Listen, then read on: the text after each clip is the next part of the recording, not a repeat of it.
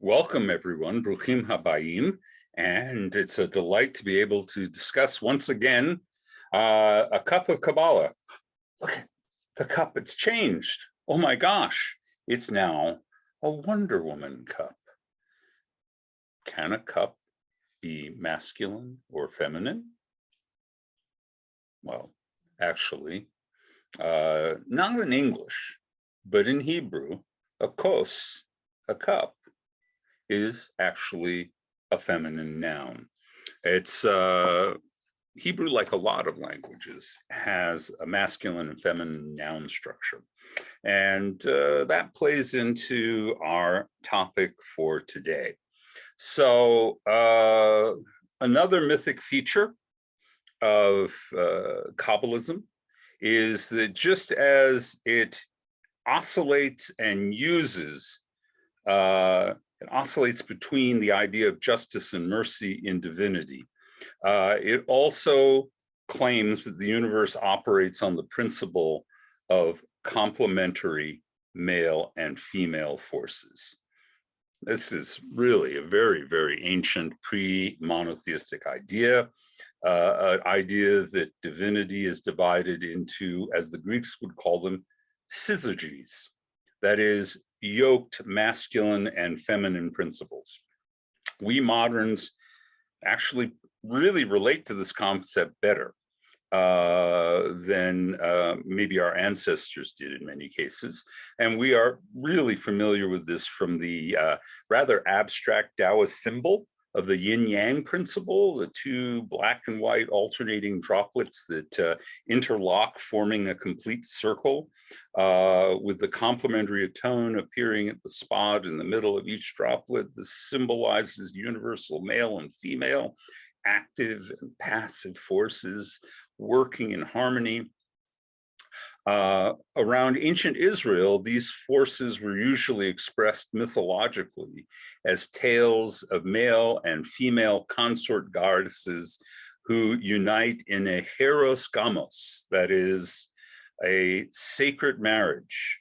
The sacred marriage animates and sustains the cosmos.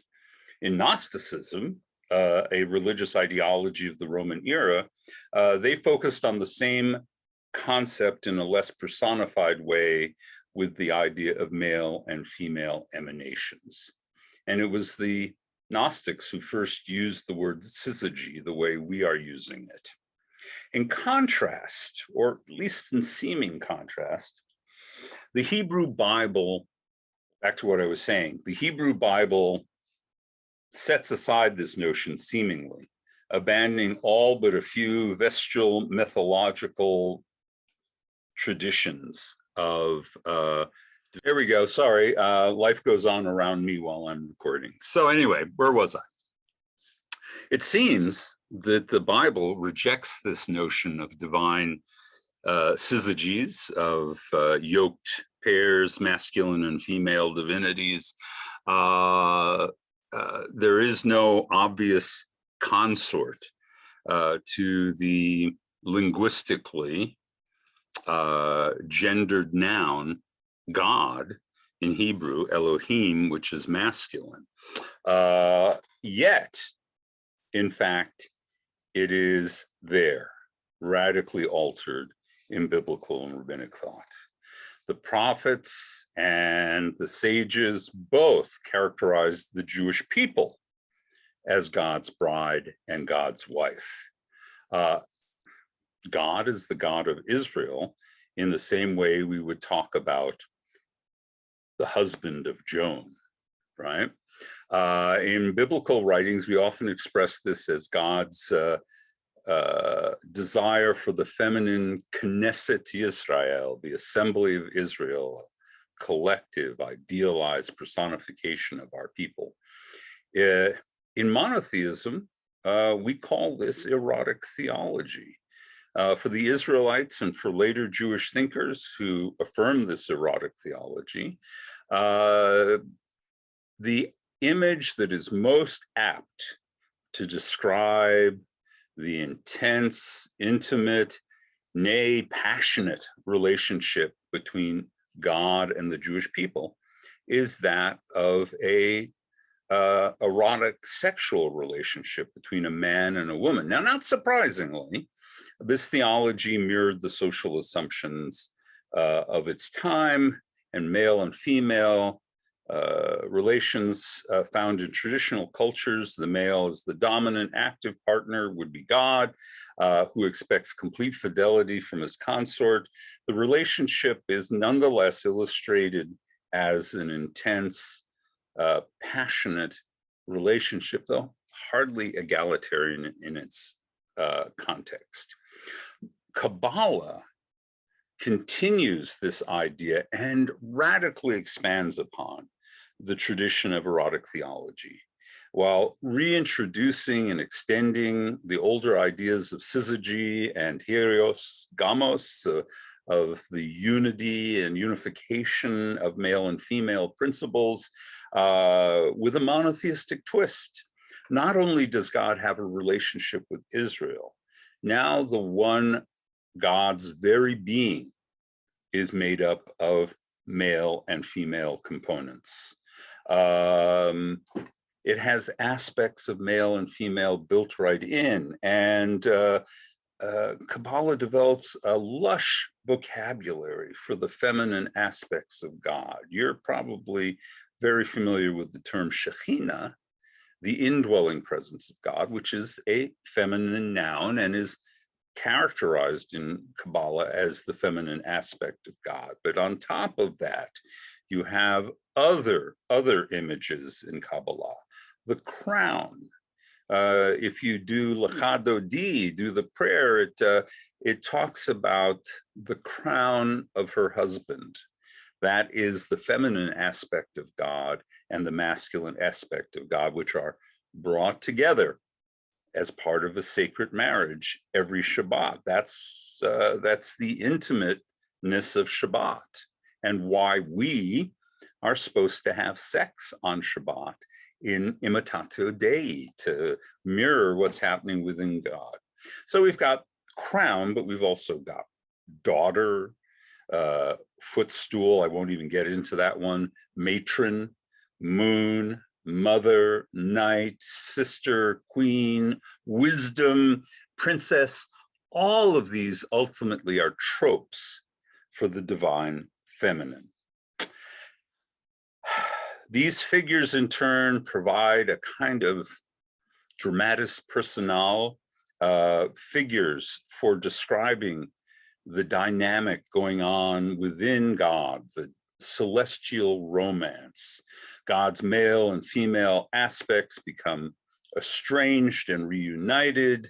They're estranged when we, God's creatures, create conflict or moral chaos. In turn, the estrangement fuels disharmony and imbalance in the higher realms.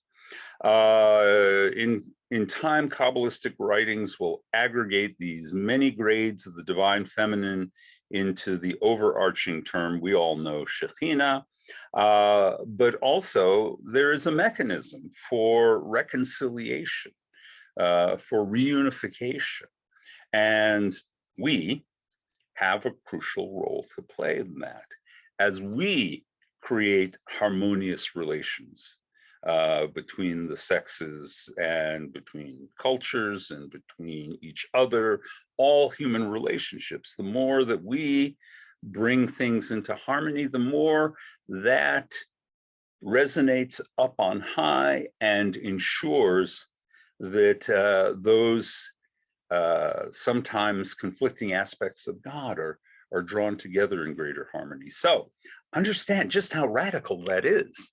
The idea is not just that God affects us in really, really significant ways, but that we have the capacity, we have the duty to affect God in equally potent and powerful ways. It's a really incredibly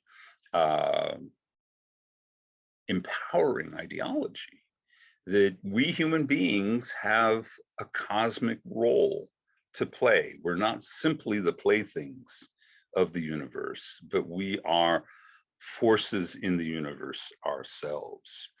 So The very large number of teachings on the subject throughout Kabbalah testifies to the centrality of this idea. This is perhaps, along with the Sfirot, the most important idea and image in Kabbalistic thought. And it appears again and again. And once again, it is something that we can affect.